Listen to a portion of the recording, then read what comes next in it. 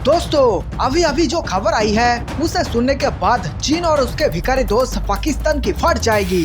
जी हाँ दोस्तों, आप भी जरा ध्यान से इस खबर को देखिएगा, क्योंकि भारत ने इजराइल को लेकर जो बयान दिया है उसे सुनने के बाद आप भी झूम उठेंगे। और अंदर ही अंदर भारत और उसके जिगरी दोस्त इजराइल ने मिलकर पाकिस्तान और चीन के बर्बादी का प्लान तैयार कर लिया है। और ऐसा माना जा रहा है कि किसी भी वक्त इजराइल की तरफ से पाकिस्तान पर एयर स्ट्राइक हो सकता है। दोस्तों आपने कुछ दिनों पहले सुने होंगे कि पाकिस्तान पे फिलिस्तीन को लेकर जो रैली चल रही थी उस पर एक बम विस्फोट हुआ था और उसमें 7 से 8 लोगों की जान चली गई। तो दोस्तों आपको क्या लगता है वो बम विस्फोट किसने किया? वो दरअसल इजराइल ने पाकिस्तान को चेतावनी दिया था कि हमारे खिलाफ ऐसा कुछ मत कीजिए, लेकिन पाकिस्तान तो पाकिस्तान, उसका तो अपनी देश की कोई परवाह ही नहीं। वो चले यूएनएचआरसी में इजराइल के खिलाफ प्रस्ताव पास कराने। तो पाकिस्तान के इसी हरकत से गुस्सा हो गए इजराइल ने भारत को साथ लेकर के पाकिस्तान को मिटाने का प्लान बनाया।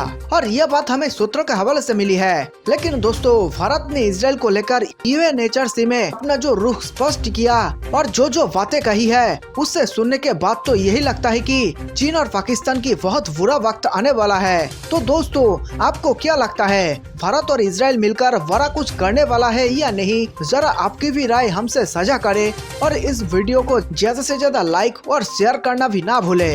दरअसल दोस्तों फिलिस्तीनियों से संघर्ष के मामले पर संयुक्त राष्ट्र की संस्था मानवाधिकार परिषद में इजराइल फिलिस्तीन के संघर्ष को लेकर एक प्रस्ताव पारित किया गया है। प्रस्ताव के मुताबिक यूएन मानवाधिकार परिषद फिलिस्तीन के चरमपंथी संगठन हमास और इजराइल के बीच 11 दिनों तक चले हिंसक संघर्ष की जांच युद्ध अपराध के तौर पर करेगी। हालांकि इस प्रस्ताव का इजराइल ने कड़ा विरोध किया है।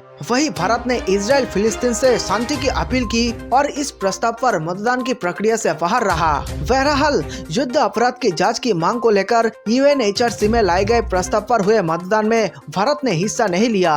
भारत उन 13 देशों में शामिल है जिन्होंने इस मामले पर हुए मतदान में हिस्सा नहीं लिया। 24 देशों ने प्रस्ताव का समर्थन किया और 9 देशों ने इजराइल का साथ दिया। गुरुवार को भारत ने यूएनएचआरसी में अपना पुराना रुख दोहराया। भारत ने इजराइल फिलिस्तीन में सीजफायर का स्वागत किया।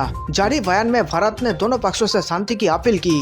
भारत ने कहा कि सुरक्षा परिषद का पूर्वी यरूशलेम और अन्य फिलिस्तीनी क्षेत्रों की स्थिति पर पिछले 2 हफ्तों से फोकस रहा है। परिषद की इन बैठकों के दौरान भारत ने पुराने शहर यरूशलेम में हिंसा, विशेष रूप से रमजान के पवित्र महीने के दौरान हरम अल शरीफ, टेम्पल माउंट और पूर्वी यरूशलेम में शेख जर्राह से संभावित बेदखली पर अपनी गहरी चिंता व्यक्त की। हमने यरूशलेम में ऐतिहासिक यथास्थिति बनाए रखने पर जोर दिया है। संयुक्त राष्ट्र में भारत के स्थायी प्रतिनिधि और राजदूत टीएस तिरुमूर्ति ने कहा, हमारा मानना है कि 2 राष्ट्र के नीति के जरिए ही इसका समाधान किया जा सकता है। इन मुद्दों पर दोनों पक्षों के बीच सीधी और सार्थक बातचीत के माध्यम से शांति स्थापित की जा सकती है। केवल 2 राष्ट्र समाधान के जरिए इस मामले को सुलझाया जा सकता है, जिसके इजराइल और फिलिस्तीन के लोग हकदार हैं। हालांकि भारत के हालिया बयानों को लेकर कहा जा रहा है कि इसका झुकाव अब इजराइल की तरफ बढ़ रहा है। मतदान में हिस्सा न लेने को लेकर भी दोनों पक्षों से संतुलन बनाए रखने की नीति बताई जा रही है, जबकि पहले भारत फिलिस्तीन के साथ खुलकर खड़े रहा है। बहरहाल बेंजामिन नेतन्याहू ने संयुक्त राष्ट्र में पारित प्रस्ताव को खारिज कर दिया है। उन्होंने कहा, यूएन मानवाधिकार परिषद में लिया गया शर्मनाक फैसला एक और उदाहरण है कि संयुक्त राष्ट्र की यह संस्था कैसे इजराइल विरोधी मानसिकता से ग्रस्त है।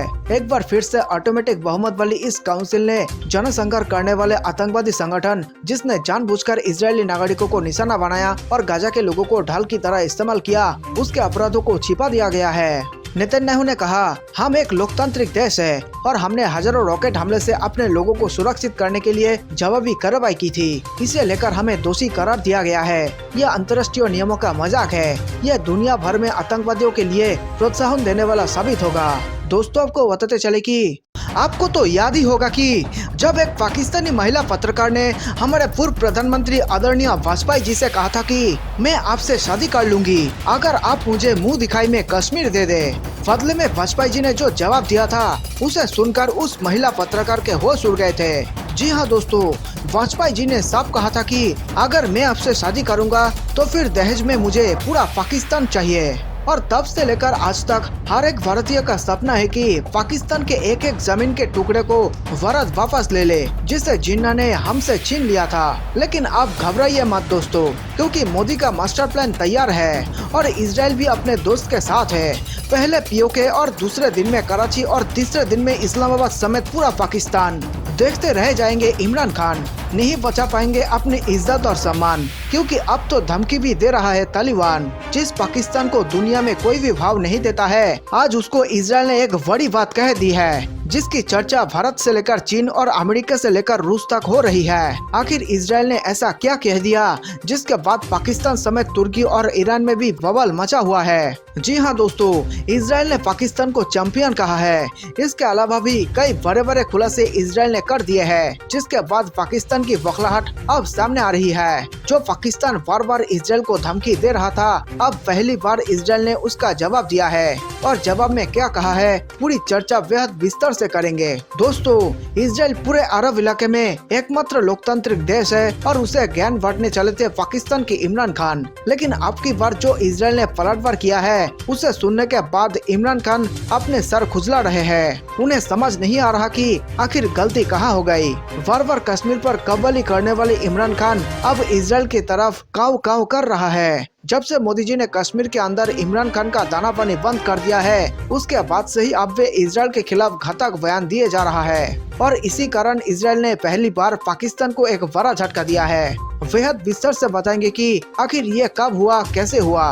वीडियो में आगे बढ़ने से पहले आप इस चैनल को सब्सक्राइब करें तथा वीडियो को लाइक करें और कमेंट में बताइए कि ऐसी हरकतों के लिए पाकिस्तान के साथ क्या करना चाहिए। दोस्तों, जो पाकिस्तान चीन के दम पर उछल रहा था, अब वे पूरी तरीके से फंस चुका है। एक तरफ तो उसके पांव अमेरिका खींच रहा है, तो वही दूसरी तरफ तालिबान आतंकियों ने पाकिस्तान के गर्दन पर हमला कर दिया है। ऐसे हालात में अब पाकिस्तान को कोई नहीं बचा सकता, क्योंकि जब से अमेरिका ने पाकिस्तान के घर में घुसकर उसके जमीन का इस्तेमाल करने का ऐलान किया है, उसके बाद से ही चीन अपने बिल में घुस गया है। और अब तो इजराइल ने जो बात कहा है, उसे सुनकर चीन दोबारा कभी भी अपने बिल से बाहर नहीं आएगा और इस प्रकार से भारत की बड़ी जीत सामने है। और जैसा कि मैंने आपको बताया था कि 2024 लोकसभा चुनाव के पहले भारत चीन पर हमला करेगा और अक्सर चीन भी वापस लेगा, और अब इस बात की दावेदारी और भी मजबूत होती जा रही है। अगर आप भी अक्षय चीन को एक बार फिर से भारतीय सीमा में देखना चाहते हैं, तो कमेंट में जय हिंद जरूर लिखें। मेरे देशवासियों, हमें आप सब पर गर्व है। जिस प्रकार आपने हमारे वीडियो को लाइक किया है, उसकी जितनी भी तारीफ की जाए वे कम है। हम सबको मिलकर ऐसे ही भारतीय सेना का हौसला बढ़ाना है, ताकि 2024 के पहले चीन का काम तमाम कर दिया जाए। दरअसल दोस्तों, जहां पाकिस्तान इजराइल के खिलाफ बढ़ चढ़कर बयानबाजी करता है,